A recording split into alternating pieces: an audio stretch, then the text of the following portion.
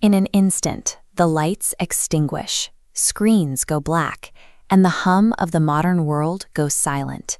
The grid collapses. The continuous flow of electrical current is the foundation for water purification, global agriculture, telecommunications, healthcare, and finance.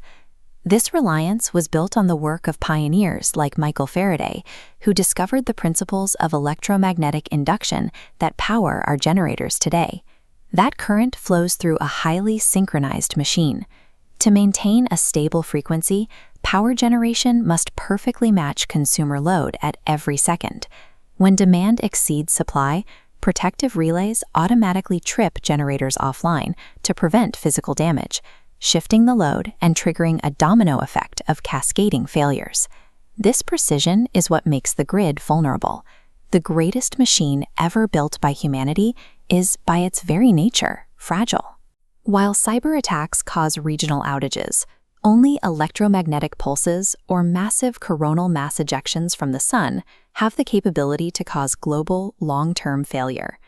In 1859, a solar storm hit Earth with such intensity it induced currents that shocked operators and set telegraph paper on fire.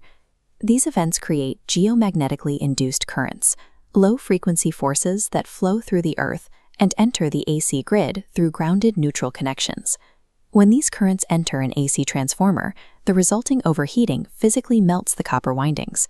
These custom-built transformers weigh hundreds of tons and currently take 12 to 24 months to manufacture and replace. Without these transformers, the grid cannot be rebooted. The damage is permanent, and the countdown to societal collapse begins. In the immediate aftermath of a global failure, hospitals and telecom centers rely on local diesel backup generators. These generators typically have only 48 to 72 hours of fuel on site. Once the fuel runs out, water treatment plants fail. Water instantly stops flowing above the fourth floor of city buildings. Modern civilization operates with a 72-hour safety net. Once these fuel buffers deplete, the systemic breakdown becomes visible. Modern commerce relies on just-in-time logistics, a system that optimizes efficiency by eliminating local stockpiles in favor of continuous delivery cycles. Without electricity, refrigeration fails. Grocery stores, which hold only 3 days of inventory, are wiped out by panic buying and spoilage. Transportation grinds to a halt because gas stations require electrical pumps to dispense fuel to trucks. As sanitation systems collapse without clean water, the risk of waterborne diseases like cholera and dysentery increases. Within 2 weeks, the collapse of logistics forces a mass exodus as millions flee urban centers in search of basic resources. Months into the blackout, the pharmaceutical supply chain vanishes, leaving individuals dependent on synthesized medications facing critical mortality. A secondary threat emerges from within the power grid itself: nuclear power plants.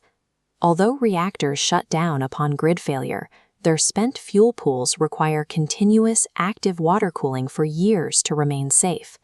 Without diesel for the backup cooling pumps, the pool water boils off, risking zirconium cladding fires and massive radiological releases. The Congressional EMP Commission warned that a year-long nationwide blackout could result in the death of 90% of the population. Scientists and power engineers are developing technologies to limit the cascade of a catastrophic failure. Engineers are retrofitting transformers with neutral grounding resistors to block the hazardous currents caused by solar storms. Power engineering is shifting towards decentralized microgrids. These localize generation and storage, allowing communities to island and operate autonomously in an emergency.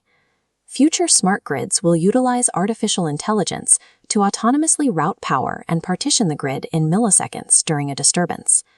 New solid-state transformers may soon replace vulnerable copper and iron cores with electronics immune to the magnetic saturation caused by space weather. Transitioning from a monolithic, centralized grid to a hardened network of microgrids is the path to ensuring the lights of civilization never go out.